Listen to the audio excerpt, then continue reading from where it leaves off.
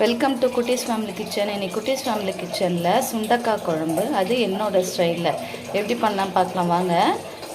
ஒரு குக்கரில் எண்ணெய் ஊற்றி வச்சுருக்கேன். ஒரு காஞ்ச மிளகாய், சுண்டக்காய் ஃபுல்லு வறுத்துக்கணுங்க. அது சுண்டக்காய் கலர் வந்து ஒயிட் கலரில் மாறணும், அந்த அளவுக்கு வறுத்துக்கணும். வறுத்துட்டு உங்கள்கிட்ட நான் காமிக்கிறேன் எப்படி இருக்குன்னு பாருங்கள். பச்சை கலரில் இருந்தது இப்போ வெள்ளை கலரில் ஆகிருக்கு. அந்தளவுக்கு வதக்கிக்கணும்.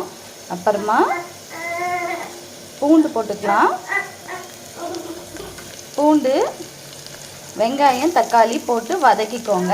வதக்கிட்டு நான் உங்களுக்கு காமிக்கிறேன். பாருங்கள் எந்த அளவுக்கு சுருண்டை வதங்கிருக்கு வெங்காயம், தக்காளி, சுண்டக்காய் எல்லாமே. இப்போ வந்து பருப்பு தண்ணி ஊற்றிக்கலாம். இது நல்லா கொதிக்கிட்டோம். நல்லா கொதித்து முடிச்சோன்னே உங்கள்கிட்ட எப்படி இருக்குன்னு காமிக்கிறேன். பாருங்கள் எந்த அளவுக்கு கொதிச்சிருக்கு பாருங்கள். இதுக்கடுத்து புளி தண்ணி ஊற்றிக்கலாம்.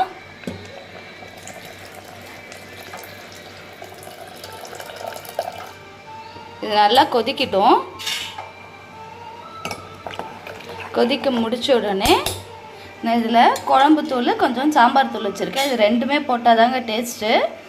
போட்டு நல்லா கொதிக்க வச்சோடனே உங்களுக்கு எப்படி இருக்குன்னு நான் காமிக்கிறேன். செம்ம டேஸ்டியான சுண்டக்காய் குழம்பு ரெடி ஆகிடுச்சு.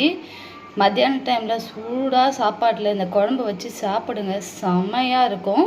சுண்டக்காய் மட்டும் விதையை மட்டும் எடுத்துடாதீங்க. விதையை எடுத்தால் ஒன்றுமே இருக்காது, அதோட மருத்துவ குணம். அடிக்கடி சாப்பிடுங்க, கிடைச்சா சாப்பிட்டு. அது வயிற்று புண்ணுக்கெலாம் ரொம்ப நல்லது.